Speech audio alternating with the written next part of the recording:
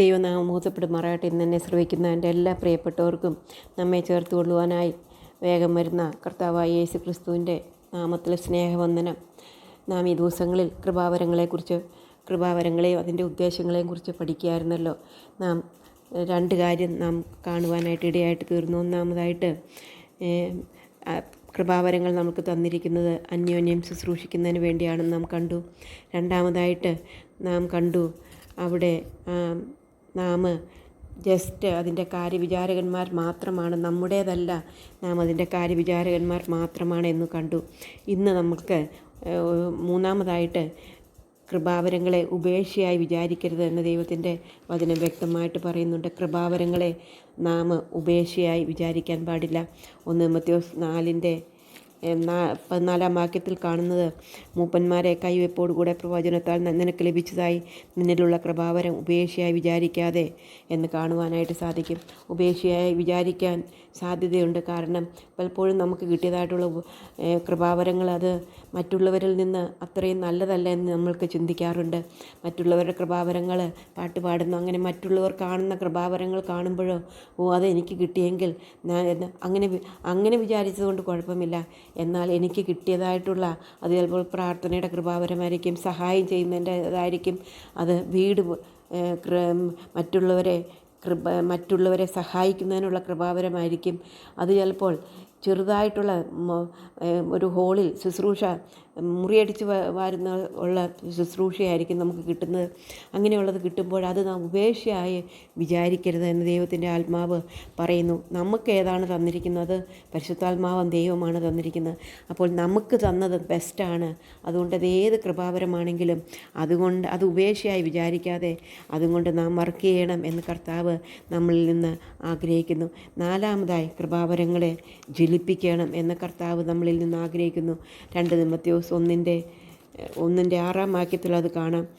അതുകൊണ്ട് എൻ്റെ കൈവെപ്പിനാൽ നിന്നിലുള്ള ദൈവത്തിൻ്റെ കൃപാവരം ജ്വലിപ്പിക്കുകയാണെന്ന് ഞാൻ നിന്നെ ഓർമ്മപ്പെടുത്തുന്നു. അപ്പോൾ നമ്മൾക്ക് തന്നിരിക്കുന്നതായിട്ട് കൃപാവരങ്ങൾ കൊണ്ട് വ്യാപാരം ചെയ്ത് അധികം നേടണം. നമുക്ക് ഒരു കൃപാവരം നമുക്ക് തന്നിട്ടുണ്ടെങ്കിൽ അതുകൊണ്ട് നാം വ്യാപാരം ചെയ്ത് അപ്പോൾ അത് ജ്വലിപ്പിച്ച് അത് നമ്മൾ ദൈവത്തിന് വേണ്ടി ഉപയോഗമുള്ളവരായിട്ട് ജീവിക്കണമെന്ന് കർത്താവ് ആഗ്രഹിക്കുന്നു. അഞ്ചാമതായിട്ട് നാം വിശ്വസ്തരായിരിക്കണം എന്ന് ദൈവത്തിൽ നിന്നായിരിക്കുന്നു. 1 കൊരിന്ത്യർ 4:2 വാക്യത്തിൽ നാം കാണുന്നത്, ഗ്രഹവിചാരകന്മാരിൽ അന്വേഷിക്കുന്നതോ അവർ വിശ്വസ്തരായിരിക്കണം എന്നുള്ളതാണ്. അപ്പോൾ നാം വിശ്വസ്തരായിരിക്കണം എന്നുള്ളത് ദൈവം നമ്മളിൽ നിന്ന് ആഗ്രഹിക്കുന്ന ഒരു കാര്യമാണ്. അത് മത്തായി എഴുതിയ സുവിശേഷം 25:21 വാക്യത്തിലും അത് കാണുവാനായിട്ട് നമുക്ക് സാധിക്കും. അതുപോലെ ലൂക്കോസ് 9:17 വാക്യത്തിലും നമുക്ക് കാണുവാനായിട്ട് സാധിക്കും. ചെറിയ കാര്യത്തിൽ നാം വിശ്വസ്തരായിരിക്കണം, എന്നാൽ ദൈവം നമ്മൾക്ക് വിശ്വസ്തരായാൽ നമ്മൾക്ക് അധികം ലഭിക്കും എന്ന് ദൈവത്തിൻ്റെ വചനം പറയുന്നുണ്ട്.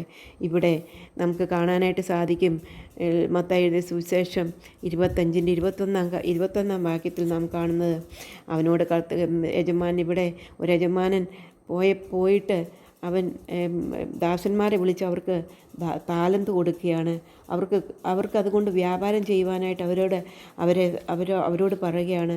അത് കഴിഞ്ഞിട്ട് വ്യാപാരം ചെയ്തിട്ട് അവർ തിരിച്ചു വന്നിട്ട്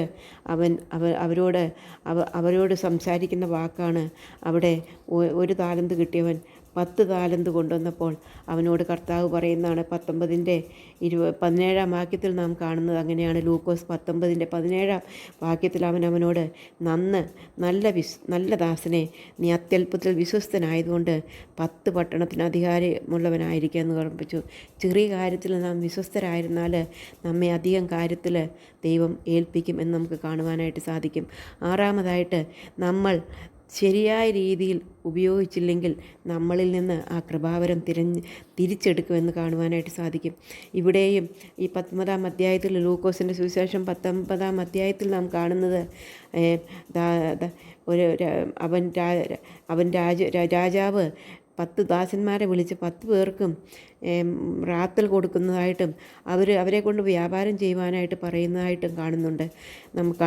നേരത്തെ കണ്ടല്ലോ, ഒരാൾ ലഭിച്ചത് 10 താലന്ത് തേടി അവന് അധികത്തിൽ വിചാരകനാക്കി. എന്നാൽ ഒരുത്തൻ അവൻ പറയുന്നത് ഇങ്ങനെയാണ്. അതിൻ്റെ 21-ാം വാക്യത്തിൽ, ഞാനത് ഉറുമാലിൽ കെട്ടിവെച്ചിരുന്നു, നീ വയ്ക്കാത്തതെടുക്കുകയും വിതയ്ക്കാത്തത് കൊയ്യുകയും ചെയ്യുന്ന കഠിന മനുഷ്യനാകൊണ്ട് ഞാൻ നിന്നെ ഭയപ്പെട്ടു എന്ന് പറഞ്ഞു.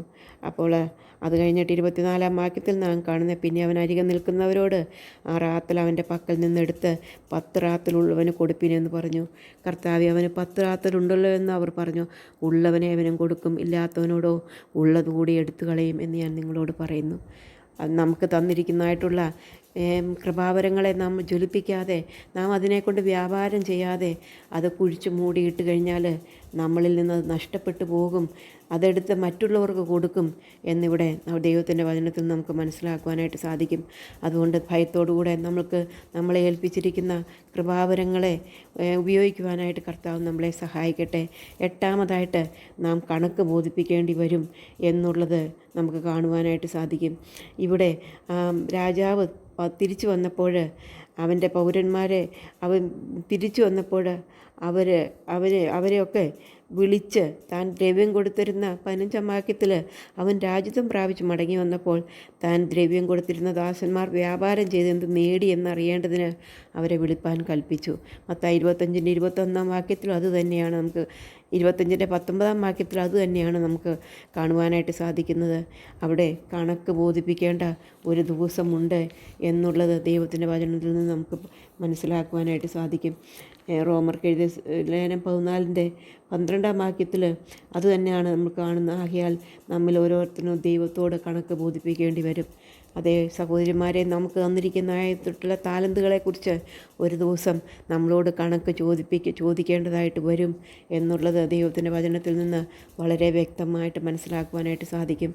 ആ കണക്ക് ചോദിക്കുന്ന ദിവസം നമ്മുടെ കൈകൾ ബലപ്പെട്ടിരിക്കുമോ എന്ന് നമ്മെ തന്നെ ചിന്തിക്കുന്നത് നല്ലതാണ്.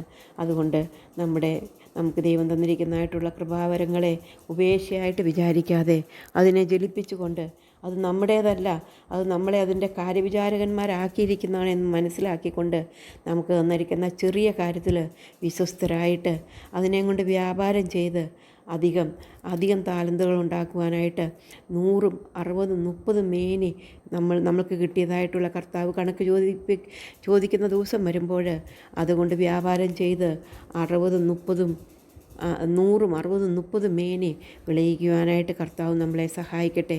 അങ്ങനെ നാം കർത്താവിന് വേണ്ടി അത് ചെയ്തു കഴിഞ്ഞാൽ ഇതുകൊണ്ട് ശരിയായിട്ട് രീതിയിൽ വ്യാപാരം ചെയ്താൽ നമുക്ക് വീണ്ടും താലന്തുകൾ തരും എന്നുള്ളത് നമുക്ക് മനസ്സിലാക്കുവാനായിട്ട് സാധിക്കും. അങ്ങനെ കർത്താവിൻ്റെ സന്നിധിയിൽ നമ്മുടെ താലന്തുകൾ വയ്ക്കുമ്പോൾ നല്ല ദാസൻ എന്നുള്ള വിളി കേൾപ്പാനായിട്ട് കർത്താവ് നമ്മളെ സഹായിക്കട്ടെ. അവൻ്റെ വലിയ നാമം മഹത്വപ്പെടുമാറാകട്ടെ.